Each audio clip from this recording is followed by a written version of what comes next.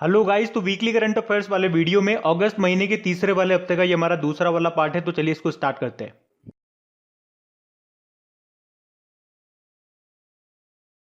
तो आपसे प्रश्न पूछा जा रहा है कि 16 अगस्त 2021 को किस राज्य या यूनियन टेरिटरी में डी जूरे ट्रांसफर डे यानी कि कानूनी हस्तांतरण दिवस के रूप में मनाया गया? तो आंसर होगा पुडुचेरी में। एक्चुअली में क्या हुआ था, 16 अगस्त 1962 को पुडुचेरी जो है ये भारतीय संघ में शामिल हो गया था। अच्छा, पुडुचेरी किसके अधीन था? फ्रांस के। और ये फ्रांस से तो वैसे 1954 में ही आजाद हो गया था, पर यह भारतीय संघ में शामिल हुआ था 16 अगस्त 1962 को। इसीलिए 16 अगस्त को पुडुचेरी में डी जूरे ट्रांसफर डे के रूप में मनाया जाता है। अच्छा, पुडुचेरी में अभी नए मुख्यमंत्री बने थे, क्या नाम है? रंगासामी है। अच्छा, वैसे आपसे पूछा जाए गोवा किसके अधीन था? पुर्तगाल के अधीन था, और वो पुर्तगाल से मुक्त हुआ था 1961 में। और उसके लिए कौन सा ऑपरेशन चला था? ऑपरेशन विजय। और गोवा मुक्ति दिवस कब मनाया जाता है? 19 दिसंबर को। फिर बताइए, हाल ही में विश्व मानवतावादी दिवस वर्ल्ड ह्यूमैनिटेरियन डे कब मनाया गया? तो आंसर होगा 19 अगस्त को। तो हर साल 19 अगस्त को मानवीय कर्मियों और श्रमिकों को श्रद्धांजलि देने के लिए ये दिन मनाया जाता है। ये इसका 12वां संस्करण है। एक ह्यूमन राइट डे भी आप पढ़ोगे। ये तो हो गया वर्ल्ड ह्यूमैनिटेरियन डे। एक होता है ह्यूमन राइट डे, वो 10 दिसंबर को मनाया जाता है। वैसे आपको बता दूं, 19 अगस्त को वर्ल्ड फोटोग्राफी डे के रूप में भी मनाया गया। और इस वर्ल्ड ह्यूमैनिटेरियन डे का थीम रहा #द-ह्यूमन-रेस। अच्छा बताइए, हाल ही में सद्भावना दिवस ये कब मनाया गया? तो आंसर होगा 20 अगस्त को। तो भारत जो है ये हर साल 20 अगस्त को पूर्व प्रधानमंत्री राजीव गांधी जी की जयंती के उपलक्ष्य में सद्भावना दिवस के रूप में मनाता है। वैसे 20 अगस्त को ही अक्षय ऊर्जा दिवस के रूप में भी मनाया जाता है। अक्षय ऊर्जा यानी कि रिन्यूएबल एनर्जी। वैसे 20 अगस्त को वर्ल्ड मॉस्किटो डे के रूप में भी मनाते हैं, जिसकी थीम क्या रही? Reaching the zero malaria target. और मलेरिया से आपसे पूछा जाएगा वर्ल्ड मलेरिया डे कब मनाया जाता है? 25 अप्रैल को। और भारत में मलेरिया को खत्म करने का टारगेट कब का है? 2030 का है। और जो मलेरिया है ना, ये किस मच्छर के काटने से होता है? मादा एनाफिलीज मच्छर के काटने से होता है। जबकि डेंगू ये मादा एडीज एजिप्टीज मच्छर के काटने से होता है, ये भी ध्यान रखना।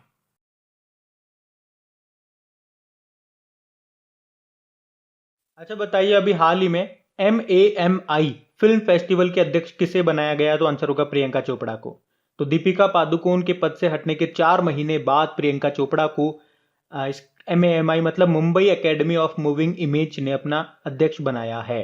वैसे आपको याद होगा, अभी इटली का एक लग्जरी ब्रांड है बुल्गारी, उसने भी प्रियंका चोपड़ा को ब्रांड एम्बेसडर बनाया था। प्रियंका चोपड़ा की अभी एक बुक भी आई थी, इन्होंने बुक लिखी है मतलब, जिसका नाम है अनफिनिश्ड। बाकी विद्या बालन की बात करेंगे तो इनके नाम पे कश्मीर के गुलमर्ग में एक फायरिंग रेंज का नाम रखा गया। वंदना कटारिया, आप जानते हैं उत्तराखंड सरकार ने महिला सशक्तिकरण विभाग का इनको ब्रांड एम्बेसडर बनाया था। ये उत्तराखंड की हैं, और ये है क्या? ये हमारी भारतीय महिला हॉकी टीम की प्लेयर है। अभी टोक्यो ओलंपिक में एक मैच में 3 गोल करके रिकॉर्ड बनाया था इन्होंने। फिर बताइए, हाल ही में जाम्बिया के राष्ट्रपति कौन बन गए? तो आंसर होगा हकेंडे हिचिलेमा। तो अफ्रीकी देश है जाम्बिया, और अभी वहां पर राष्ट्रपति पद के लिए चुनाव हुए थे, जिसे जीत लिया है हकेंडे हिचिलेमा ने।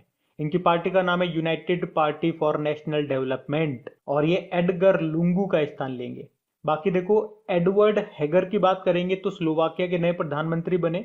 मारियो द्रागी इटली के नए प्रधानमंत्री बने। और बाकी देखो, जाम्बिया की कैपिटल क्या है? लुसाका है। करेंसी है जाम्बियन कोचा। प्रेसिडेंट बन गए हैं कौन? हेकेंडे हिचिलेमा।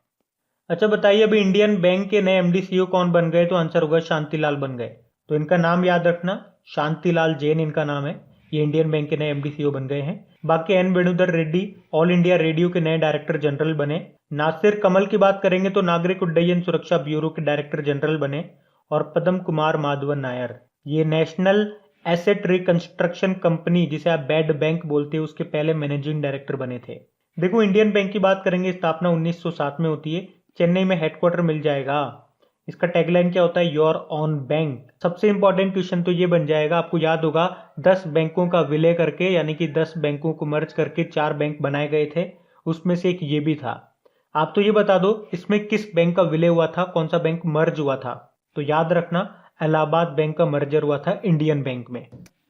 अच्छा बताइए, अभी हाल ही में आर्थिक विकास संस्थान सोसाइटी के अध्यक्ष कौन बन गए? तो आंसर होगा NK सिंह। तो NK सिंह, इनको अभी इंस्टीट्यूट ऑफ इकोनॉमिक ग्रोथ का अध्यक्ष नियुक्त किया गया है। आप जानते हो ना, ये 15वें वित्त आयोग के अध्यक्ष हैं। और अभी वो आर्थिक विकास संस्थान सोसाइटी के अध्यक्ष बन गए हैं। और उन्होंने किसका स्थान लिया? पूर्व प्रधानमंत्री डॉक्टर मनमोहन सिंह का स्थान लिया। ये प्रश्न याद रखना। वाई रेड्डी कौन है? 14वें वित्त आयोग के अध्यक्ष थे ये। अमिताभ कांत आप जानते हो नीति आयोग के सीईओ हैं। और अमिताभ घोष, अभी इनकी एक बुक आई थी द लिविंग माउंटेन नाम से।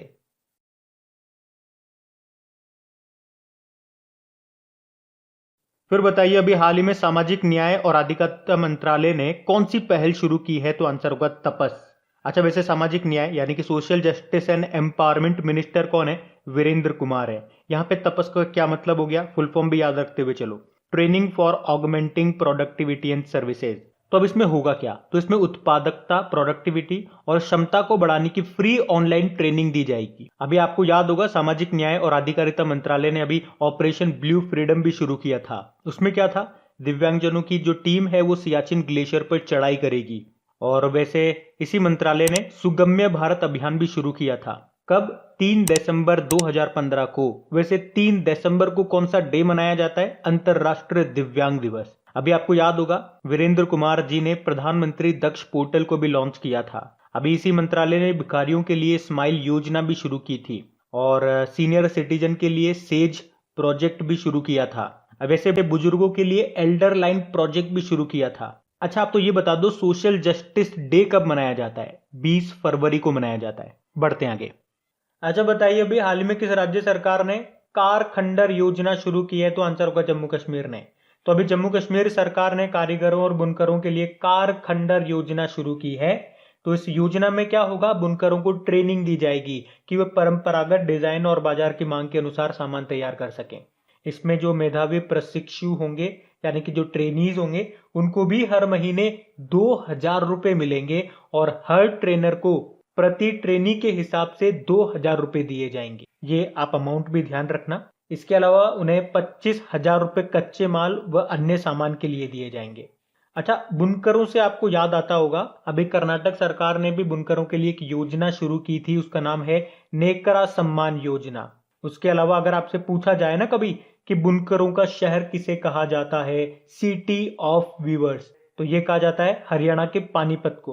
अच्छा, आप तो ये बता दो हैंडलूम डे ये कब मनाया जाता है? हथकरघा दिवस।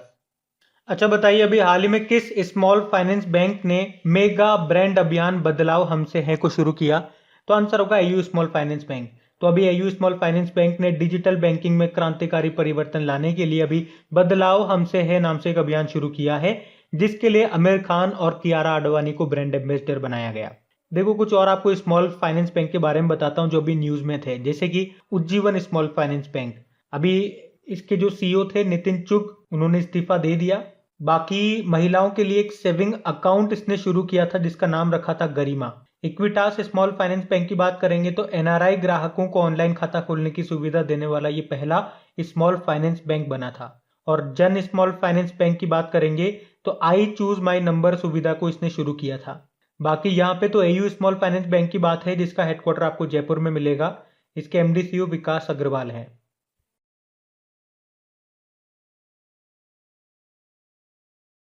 बताइए अभी हाल ही में स्मार्ट हेल्थ कार्ड प्रदान करने वाला पहला राज्य कौन सा बन गया है? तो आंसर होगा उड़ीसा। तो उड़ीसा में चलती है एक बीजू स्वास्थ्य बीमा योजना और इसी योजना के तहत राज्य के लोगों को स्मार्ट हेल्थ कार्ड दिए जाएंगे। और इसी तरह से अब आप कह सकते हो कि स्मार्ट हेल्थ कार्ड प्रदान करने वाला पहला राज्य बन गया उड़ीसा। तो इस योजना में क्या है? इस योजना में हर परिवार को 5 लाख रुपए सालाना स्वास्थ्य बीमा दिया जाता है और उस परिवार की महिला सदस्यों को 7 लाख रुपए का वार्षिक बीमा कवर मिलता है। देखो उड़ीसा की कैपिटल क्या है? भुवनेश्वर है। यहाँ के मुख्यमंत्री हैं नवीन पटनायक और गवर्नर कौन है? गणेशी लाल है। यहाँ के चीफ जस्टिस भी नए बने थे, क्या नाम है? एस मुरलीधर नाम है।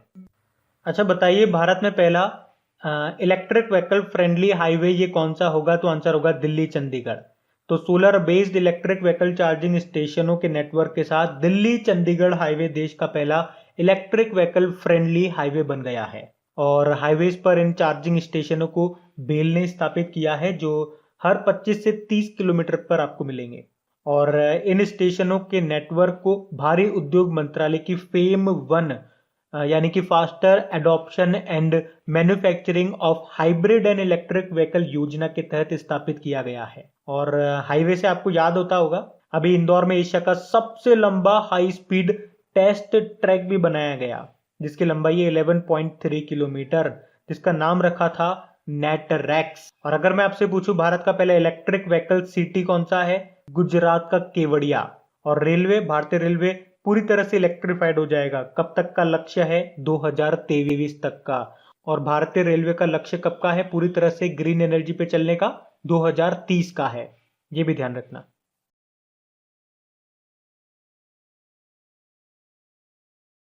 अच्छा बताइए फिर, कांग्रेशनल गोल्ड मेडल ये किस देश का सर्वोच्च नागरिक सम्मान है, तो आंसर होगा यूएसए का। तो कांग्रेशनल गोल्ड मेडल ये अमेरिका का सर्वोच्च नागरिक सम्मान है। और अभी अमेरिकी संसद में महात्मा गांधी जी को शांति और अहिंसा को बढ़ावा देने के लिए मरणोपरांत प्रतिष्ठित कांग्रेशनल गोल्ड मेडल से सम्मानित करने का प्रस्ताव रखा गया है। और अगर ये प्रस्ताव पास हो गया तो महात्मा गांधी जी पहले भारतीय बन जाएंगे ये अवार्ड पाने वाले। अच्छा, कुछ और देशों के कुछ सर्वोच्च सम्मान मैं आपको बताता हूं जो कई बार न्यूज में रहे थे। जैसे कि मालदीव का सर्वोच्च सम्मान जिसे कहते हैं निशान इजुद्दीन। साउथ कोरिया का जो सर्वोच्च सम्मान है वो है सियोल शांति पुरस्कार। उसी तरह से फिलिस्तीन का है ग्रैंड कॉलर पुरस्कार। अफगानिस्तान का इंपॉर्टेंट रहेगा क्योंकि अब ये काफी न्यूज में है। अफगानिस्तान का सर्वोच्च सम्मान क्या है, आमिर अमानुल्लाह खान पुरस्कार। रशिया का है the Order of Saint Andrew the Apostle. United अरब अमीरात का है ऑर्डर ऑफ जायद। सऊदी अरब का है किंग अब्दुल अजीज शेष पुरस्कार। बहरीन का है the King Hamad Order of the Renaissance पुरस्कार। ये सारे पुरस्कार अभी न्यूज में बने हुए थे आपके करंट अफेयर्स में। और आपको बता दूं ये सारे पुरस्कार नरेंद्र मोदी जी को भी मिल चुके हैं, तब तो आपने इनको करंट अफेयर्स में पढ़ा ही होगा। और मोदी जी को यूनाइटेड नेशन का सबसे बड़ा पर्यावरण सम्मान भी मिला है जिसको कहते हैं champions of the earth award, तो ये भी आप ध्यान रखना। अच्छा, वैसे महात्मा गांधी जी के पूर्व निजी सचिव का भी निधन हो गया था, क्या नाम है उनका, वी कल्याणम। और गांधी जी से आपको याद आता होगा 2020 का गांधी शांति पुरस्कार किसे दिया गया, बांग्लादेश के राष्ट्रपिता कहे जाने वाले बंग बंधु शेख मुजीबुर रहमान को। और 2019 का गांधी शांति पुरस्कार दिया गया ओमान के दिवंगत सुल्तान काबूस बिन सईद अल सैद को, तो ये भी ध्यान रखना। फिर बताइए अभी हाल ही में किसे राष्ट्रीय युवा पुरस्कार से सम्मानित किया गया, तो आंसर होगा मोहम्मद आजम को। तो अभी तेलंगाना के करीमनगर जिले के रहने वाले हैं ये मोहम्मद आजम। और अभी इनको केंद्र युवा मामले और खेल मंत्री जो हैं अनुराग ठाकुर, उन्होंने राष्ट्रीय युवा पुरस्कार से इनको सम्मानित किया है। उन्होंने हरिता हरम परियोजना के तहत रक्तदान, अंगदान, वृक्षारोपण जैसे कार्यक्रमों से संबंधित कई जागरूकता कार्यक्रम चलाए। और युवा से आपको याद आता होगा नेशनल यूथ डे 12 जनवरी को मनाते हैं, इंटरनेशनल यूथ डे 12 अगस्त को मनाते हैं। अभी आपको याद होगा ग्लोबल यूथ डेवलपमेंट इंडेक्स 2020 आया था, उसमें भारत 122 नंबर पे था, टॉप पे सिंगापुर था, तो ये भी ध्यान रखना। बाकी शकुंतला थिल्स्टेड विश्व खाद्य पुरस्कार जीता इन्होंने। रुमाना सिन्हा सहगल नेल्सन मंडेला मानवतावादी पुरस्कार 2020 जीता था इन्होंने। और शिवाजी बनर्जी मोहन बागान रत्न से इनको सम्मानित किया गया था।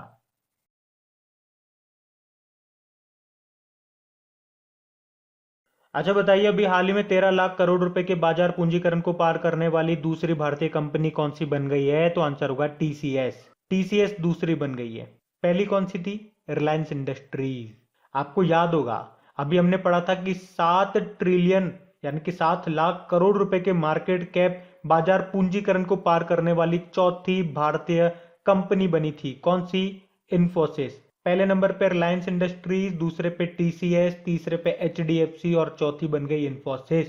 और इसी तरह से एक और प्रश्न पढ़ा था हम लोगों ने कि 3 ट्रिलियन, ट्रिलियन मतलब समझते हो ना, 1 ट्रिलियन में 1 लाख करोड़ रुपए होते हैं, तो 3 ट्रिलियन मार्केट कैप को पार करने वाली चौथी भारतीय आईटी फर्म बनी कौन सी, एचसीएल। पहली टीसीएस है, दूसरी इन्फोसिस है, तीसरी विप्रो है और चौथी बन गई एचसीएल। बाकी देखो टीसीएस इसका हेडक्वार्टर मुंबई में है, इसके सीईओ कौन है, राजेश गोपीनाथन है। अच्छा बताइए हाल ही में जारी रिपोर्ट के अनुसार क्रिप्टो अपनाने में भारत कौन से स्थान पर है, तो दूसरे स्थान पर। तो ब्लॉकचेन डेटा प्लेटफॉर्म की एक रिपोर्ट के अनुसार क्रिप्टो करेंसी अपनाने के मामले में भारत दूसरे स्थान पर है। और इस रिपोर्ट में 154 देशों को रैंक दी गई है, जिसमें पहले स्थान पे वियतनाम को रखा है, दूसरे स्थान पे भारत को रखा है। क्रिप्टो करेंसी से आपको एक प्रश्न याद आता होगा, चलिए आप ही बताइए किस देश ने बिटकॉइन, बिटकॉइन सबसे पहली क्रिप्टो करेंसी है, किस देश ने बिटकॉइन को लीगल करेंसी घोषित कर दिया, तो आंसर होगा अल सल्वाडोर ने। और इस तरह से ऐसा करने वाला ये पहला देश बना था। बिटकॉइन का जनक किसे कहा जाता है? सातोशी नाकामोतो को। 2009 में इन्होंने इसको बनाया था। और फेसबुक ने अपनी क्रिप्टो करेंसी का नाम लिब्रा से बदल के डायम कर दिया। बताइए किस देश ने क्रिप्टो करेंसी कारोबार के लिए दुनिया के सबसे बड़े एक्सचेंज प्लेटफॉर्म बिनांसे को बैन कर दिया? ब्रिटेन ने। और आपको याद होगा अभी नाइजीरिया ने क्या कहा था कि वो खुद की क्रिप्टो करेंसी को लॉन्च करेगा और उसका नाम वो ई नायरा रखेगा। अच्छा, ईरान की नई करेंसी का नाम क्या है? तोमान है। तो ये सब पॉइंट ध्यान रखना, बढ़ते हैं आगे।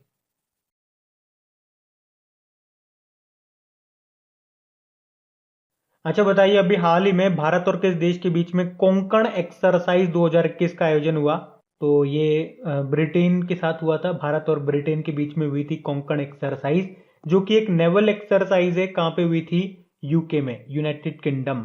इसमें भारत की तरफ से आईएनएस तबर ने पार्टिसिपेट किया था। वैसे आपसे पूछूं, आईएनएस तलवार ने किस एक्सरसाइज में पार्टिसिपेट किया था? कटलेस एक्सरसाइज में, जो कि पूर्वी अफ्रीका के तट पर हुआ था। और अगर मैं आपसे पूछूं, ग्रैंड ओल्ड लेडी किसे कहा जाता है? आईएनएस विराट को।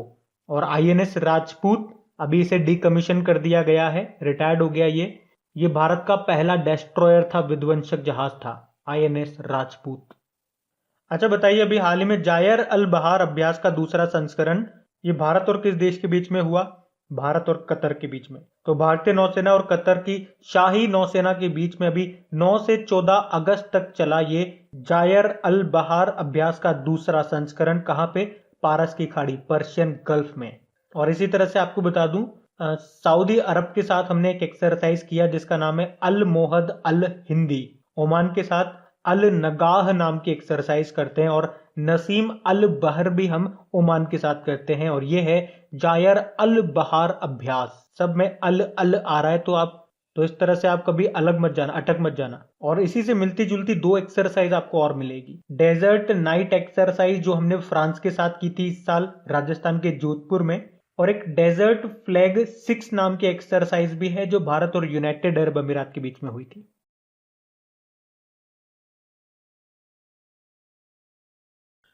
अच्छा बताइए, अभी हाल ही में लियोनेल मेसी ये किस टीम में शामिल हो गए हैं? तो आंसर होगा पेरिस सेंट जर्मेन। अर्जेंटीना के प्लेयर है लियोनेल मेसी। और अभी तक ये बार्सिलोना के लिए खेल रहे थे और अब 21 साल के बाद बार्सिलोना को छोड़ करके ये Paris Saint Germain football club में शामिल हो गए हैं। फुटबॉल से आपको याद आना चाहिए 2022 में फीफा वर्ल्ड कप होने वाला है। कहां पे? कतर, दोहा में। और फीफा से 2 पॉइंट में हमेशा आपको बताता हूं, और वो आज 2 पॉइंट आपके लिए प्रश्न बन जाएंगे, होमवर्क प्रश्न। फीफा का हेडक्वार्टर कहां पर है? इसके प्रेसिडेंट कौन है? अच्छा बताइए, अभी हाल ही में किस राज्य ने ध्यानचंद स्पोर्ट्स यूनिवर्सिटी खोलने की घोषणा की? तो आंसर होगा उत्तर प्रदेश। तो उत्तर प्रदेश की पहली खेल यूनिवर्सिटी होगी ये, जिसका नाम मेजर ध्यानचंद के नाम पर होगा। उत्तर प्रदेश में कहां पे खोला जाएगा? उत्तर प्रदेश में मेरठ में। और मेरठ से आपको याद आएगा, देश का पहला जानवरों का युद्ध स्मारक ये भी मेरठ में ही बनेगा। अभी मेजर ध्यानचंद जी के नाम पे हमने जो राजीव गांधी खेल रत्न पुरस्कार होता था उसका नाम इनके नाम पे रखा गया। और राजीव गांधी खेल रत्न पुरस्कार में कितनी राशि दी जाती है? पहले 7.5 लाख रुपए दिए जाते थे, अभी बढ़ा करके 25 लाख रुपए कर दिया गया। और पहला राजीव गांधी खेल रत्न पुरस्कार कब और किसे मिला था? 1991-92 में पहले ग्रैंड मास्टर विश्वनाथ आनंद को मिला था। लास्ट अभी 2020 में 5 खिलाड़ियों को दिया गया था। और बात उत्तर प्रदेश की है ना, तो अभी आपको याद होगा शहीद अशफाक उल्लाह खान प्राणी उद्यान का उद्घाटन किया गया था उत्तर प्रदेश के गोरखपुर में। और अभी गोरखपुर टेराकोटा को जीआई टैग भी मिला था। अच्छा, पहली महिला गवर्नर का नाम क्या है? सरोजिनी नायडू है। ये उत्तर प्रदेश में ही थी। और पहली महिला मुख्यमंत्री ये भी उत्तर प्रदेश में ही बनी थी सबसे पहले। क्या नाम है? सुचिता कृपलानी। तो ये नाम भी ध्यान रखना। वर्तमान में तो आनंदीबेन पटेल गवर्नर है, योगी आदित्यनाथ मुख्यमंत्री हैं, लखनऊ इसकी कैपिटल है।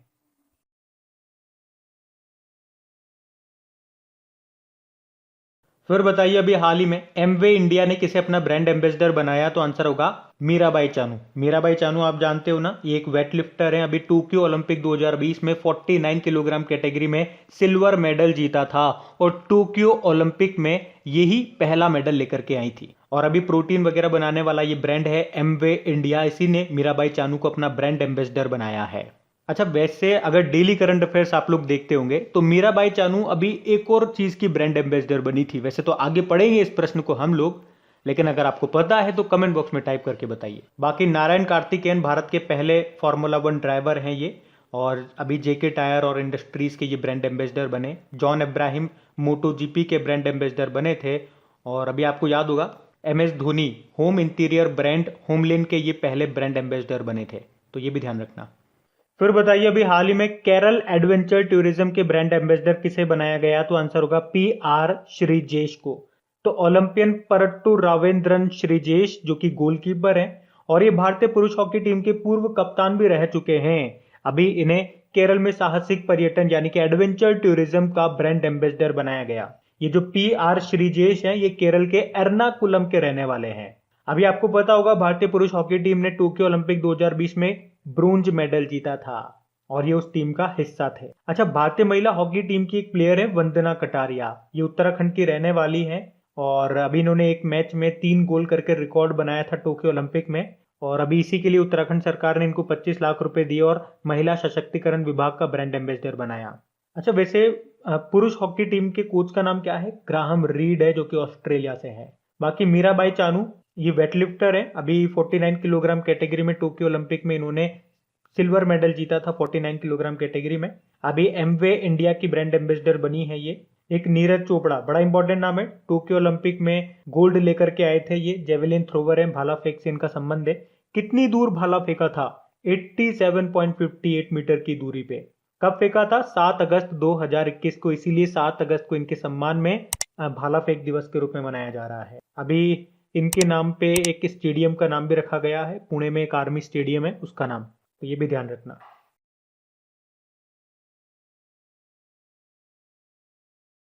फिर बताइए the dream of revolution a biography of Jayaprakash Narayan नाम की बुक को किसने लिखा है, तो आंसर होगा बिमल प्रसाद और सुजाता प्रसाद ने। तो क्रांतिकारी नेता और स्वतंत्रता सेनानी थे ये जयप्रकाश नारायण। उन्हीं की जिंदगी पर आधारित ये जो नई बुक है इसको 23 अगस्त को रिलीज किया गया, और किताब का नाम क्या है? The dream of revolution a biography of Jayaprakash Narayan. तो इसमें आपको नारायण की जिंदगी से जुड़े किस्से और ऐसी कहानियां मिलेंगी जो पहले कभी नहीं बताई गई हैं। अच्छा, किसने लिखा है? याद रखना, इतिहासकार विमल प्रसाद और लेखिका सुजाता प्रसाद ने। देखो, जयप्रकाश नारायण से कुछ पॉइंट्स मैं आपको बताता हूं। उन्हें 1970 में इंदिरा गांधी के विरुद्ध विपक्ष का नेतृत्व करने के लिए जाना जाता है। उन्होंने इंदिरा गांधी को पद से हटाने के लिए संपूर्ण क्रांति नाम से एक आंदोलन भी चलाया था, और उन्हें लोक नायक के नाम से भी जाना जाता है। और इन्हें 1998 में मरणोपरांत भारत रत्न, भारत का सर्वोच्च नागरिक सम्मान भी मिला था। चलो आप तो ये बता दो, इनके नाम पे एक हवाई अड्डा भी आपको मिल जाएगा। कहां पे?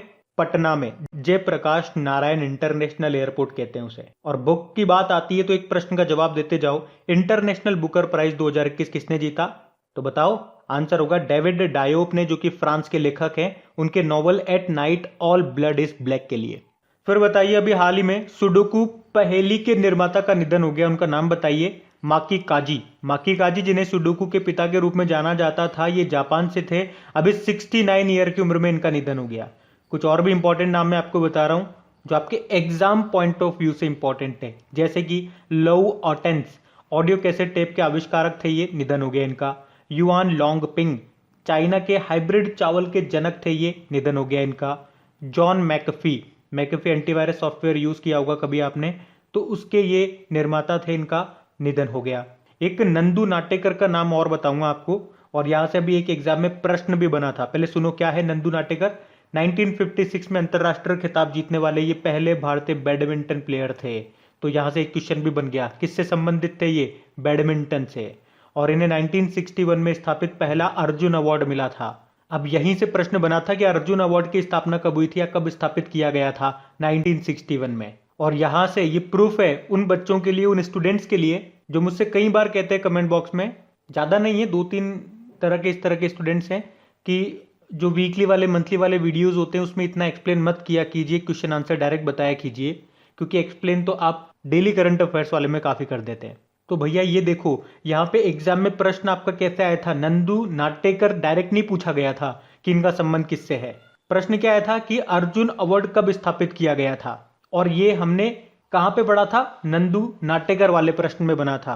कहने का मतलब यह है प्रश्न डायरेक्ट उठ के नहीं आते हैं, घूम करके पूछ लेता है, घुमा करके पूछ लेता है। आप अगर शाने हो तो एग्जामिनर डेढ़ शाना है। तो मानता हूँ डेली करंट अफेयर्स वाले में मैं जितना हो सकता है एक्सप्लेन करने की कोशिश करता हूँ, लेकिन वीकली या मंथली में मैं आपको शॉर्ट में बताने की कोशिश भी करता हूँ, लेकिन जितना आपके लिए ज़रूरी है वो जानकारी मैं देता हूँ। कुछ कुछ क्वेश्चंस ऐसे भी मिलेंगे आपको वीकली या मंथली वाले में जो कम से कम डेढ़ या दो दो मिनट तक भी खिंच जाते हैं, क्योंकि जानकारी ज़रूरी है। उन जानकारी के बिना वो क्वेश्चन बेकार है। अगर क्वेश्चन आंसर ही आपको रीड करना है तो आप वीडियो भी मत देखो, इतना समय भी मत खराब करो। आप इसकी पीडीएफ डाउनलोड कर लो और क्वेश्चन और आंसर पढ़ लो बस। लेकिन क्वेश्चन आंसर पढ़ने से काम नहीं चलेगा, कुछ फैक्ट्स भी आपको ध्यान रखने पड़ेंगे। भाई जिस चीज के लिए आप तैयारी कर रहे हो, लेकिन तैयारी तो पूरी करो। और एक शिकायत मुझे आप सभी लोगों से है, आप वीडियोस को सपोर्ट नहीं कर रहे हो, चैनल को सपोर्ट नहीं कर रहे हो। बिना सपोर्ट के ये कब तक चल पाएगा? मैं अकेले कब तक मेहनत करता रहूंगा? आप लोगों ने कहा टॉपिक वाइज सीरीज स्टार्ट कर दो, मैंने टॉपिक वाइज सीरीज स्टार्ट कर दी। बुक्स वाला खत्म कर चुके हैं जनवरी से लेकर जून तक 2 पार्ट में। उसके बाद अवार्ड वाला मैंने स्टार्ट कर दिया, बाकी धीरे धीरे भी आपको मिल जाएंगे। उसके अलावा भी मैंने आपको बोला कि इनका पीडीएफ और क्विज भी मैं आप लोगों को बना करके दूंगा, जो आप अपनी क्रेक एग्जाम एप्लीकेशन से वो पीडीएफ डाउनलोड कर सकते हो और वहां पे क्विज भी लगा सकते हो आपकी प्रैक्टिस के लिए। मैं अकेले होकर के इतना सब कुछ कर रहा हूँ आप लोगों के लिए, कैसे टाइम मैनेज कर रहा हूँ मुझे पता है। लेकिन मैं कभी इस चीज़ की शिकायत आप लोगों को नहीं करता कि मुझे ये भी करना है वो भी करना है, मैं खाना छोड़ रहा हूँ नहाना छोड़ रहा हूँ, कुछ नहीं। सिर्फ काम की बात आपसे करता हूँ, लेकिन फिर भी आप लोगों की तरफ से सपोर्ट नहीं मिलता है, तो ये बहुत गलत बात है। तो एक बार फिर रिक्वेस्ट करूंगा मैं, वीडियोस अच्छे लगते हैं कम से कम जो वीडियो आपको अच्छा लग रहा है वही शेयर कर दो अपने दोस्तों के साथ में। आपके फैमिली में पढ़ने वाले स्टूडेंट होंगे, आपके भाई बहन कजन्स होंगे, दोस्तों में होंगे, तो प्लीज़ शेयर ज़रूर करा करें। बस इतनी सी रिक्वेस्ट रहती है आप लोगों से। अभी हम बढ़ते हैं आगे। अच्छा बताइए, अभी किस बैंक ने फ्रूट्स पोर्टल को लॉन्च किया? तो आंसर होगा कर्नाटक विकास ग्रामीण बैंक। तो अभी कर्नाटक विकास ग्रामीण बैंक ने कर्नाटक सरकार के साथ मिलकर के ये फ्रूट्स पोर्टल को लॉन्च किया। यहाँ पे फ्रूट्स का फुल फॉर्म आपके लिए इंपॉर्टेंट रहेगा, farmer registration and unified beneficiary information system. और ये देश में अपनी तरह का पहला पोर्टल है जहां सभी किसानों की जमीन और अन्य जानकारियां इकट्ठा की जा रही है। तो इसमें सभी किसानों को पंजीकृत किया जाएगा और उन्हें एक फ्रूट्स आईडी नंबर दिया जाएगा। इससे फायदा क्या होगा? उससे ये फायदा होगा कि बैंक या जो भी उधार देने वाली संस्थाएं हैं ना, वे किसानों की भूमि के बारे में जानकारी ले सकेगी और उससे ये पता कर सकेगी कि किसान ने अभी तक कितना लोन लिया हुआ है, वे टाइम पे जमा हुआ है या नहीं हुआ है। बाकी एचडीएफसी बैंक की बात करेंगे तो स्मार्टअप उन्नति पहल शुरू की थी इन्होंने। एक्सिस बैंक ने वियर एन पे contact lens payment wearable device launch की थी। एसबीआई ने सिम बाइंडिंग फीचर लॉन्च किया था और आरोग्यम हेल्थ केयर बिजनेस लोन इसको भी लॉन्च किया था। कर्नाटक विकास ग्रामीण बैंक की बात करेंगे, हेडक्वार्टर धारवाड़ कर्नाटक है, चेयरमैन है पी गोपी कृष्णा। अच्छा बताइए, अगस्त 2021 में ज्वालामुखी विस्फोट से किस देश में एक नया द्वीप बन गया? तो आंसर होगा जापान में। तो जापान के प्रशांत महासागर में एक ज्वालामुखी फटा और उसके बाद इतनी बड़ी मात्रा में लावा निकला कि समुद्र में एक छोटा द्वीप बन गया। देखो, ज्वालामुखी से कुछ प्रश्न मैं आपसे पूछता हूं और बताता हूं जो अक्सर एग्जाम में रिपीट होते हैं। जैसे कि प्रश्न आएगा, विश्व का सबसे ऊंचा सक्रिय ज्वालामुखी कौन सा है? तो आंसर होगा माउंट कोटोपेक्स। ये आपको मिलेगा इक्वेडोर में। और एक बार प्रश्न आया था एग्जाम में कि कौन सा महाद्वीप है जहां पर एक भी ज्वालामुखी नहीं है? तो आंसर होगा ऑस्ट्रेलिया। अच्छा, किलायू ज्वालामुखी नाम सुना होगा, ये कहां पर है? यूएसए के हवाई द्वीप पर है। हवाई द्वीप पर आपको मोना लोआ ज्वालामुखी भी मिलेगा। अच्छा, एक बार प्रश्न ये एग्जाम में आया था कि स्ट्राम्बोली ज्वालामुखी ये किस द्वीप पर है? और यहां से 2-3 प्रश्न बनते हैं। भूमध्य सागर का प्रकाश स्तंभ किसे कहा जाता है? स्ट्राम्बोली ज्वालामुखी को। ये कहां पर मिलेगा? इटली में मिलेगा। लेकिन प्रश्न एक बार एग्जाम में क्या पूछा लिया था कि ये किस द्वीप पर है? तो ये भी याद रखना, लिपारी द्वीप पर है ये। और इटली में ही आपको एटना ज्वालामुखी भी मिलेगा, जो किस द्वीप पर है? सिसिली द्वीप पर है। इटली में ही आपको विसुवियस ज्वालामुखी भी मिलेगा। अच्छा, भारत का एकमात्र सक्रिय ज्वालामुखी ये आपको मिलेगा बैरन द्वीप पर, बैरन ज्वालामुखी अंडमान निकोबार में है ये। और उसी तरह से काराकातुआ ज्वालामुखी आपको इंडोनेशिया में मिलेगा। इंडोनेशिया में आपको माउंट मेरापी मिल जाएगा।